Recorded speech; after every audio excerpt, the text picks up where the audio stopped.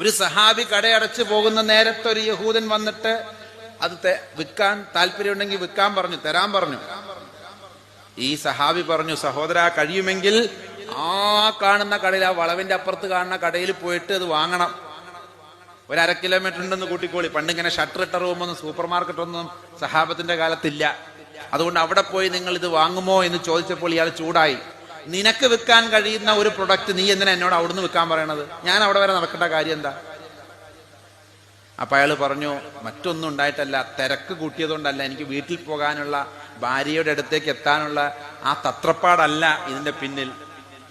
അൽഹംദുലില്ലാ, രാവിലെ മുതൽ വൈകുന്നേരം വരെ റാഹത്തായിരുന്നു. എനിക്ക് ഒരുപാട് കച്ചവടം നടന്നു. പക്ഷെ ആ സഹോദരന്റെ കടയിലേക്ക് ഒരാൾ പോലും കയറുന്നത് ഞാൻ കണ്ടില്ല. ഇന്ന് അവന്റെ വീട് പട്ടിണിയാണ്. അവന്റെ ഭാര്യ ഇന്ന് ഒലിവും എണ്ണയുമായി വരുന്ന, ഗുബൂസിന് വേണ്ടി പൊടിയുമായി വരുന്ന ഭർത്താവിനെ കാത്തിരിക്കുമ്പോൾ വെറു കൈയോടുകൂടി ചെല്ലണം. അതേപോലെ തന്നെ അവന്റെ മക്കള് കാരൊക്കെ ഉണ്ടോ ഉപ്പയുടെ കയ്യിൽ നിന്ന് അന്വേഷിക്കും. കൊട്ടൻ ചുക്കാതി കുഴമ്പുണ്ടോ എന്ന് ഭാര്യയുടെ അമ്മ അന്വേഷിക്കും. വലിയ ഫാമിലിയാ. അതുകൊണ്ട് ഇന്ന് രാവിലെ മുതൽ വൈകുന്നേരം വരെ അവന് കച്ചവടം നടന്നിട്ടില്ല. എന്നാൽ എനിക്ക് രാവിലെ മുതൽ വൈകുന്നേരം വരെ അവന് കച്ചവടം കൊടുക്കാൻ പറ്റും. പക്ഷെ ഞങ്ങൾ 2 തരം കടകളാണ് നടത്തുന്നത്. ഇവിടെയുള്ളത് അവിടെ ഇല്ല, അവിടെയുള്ളത്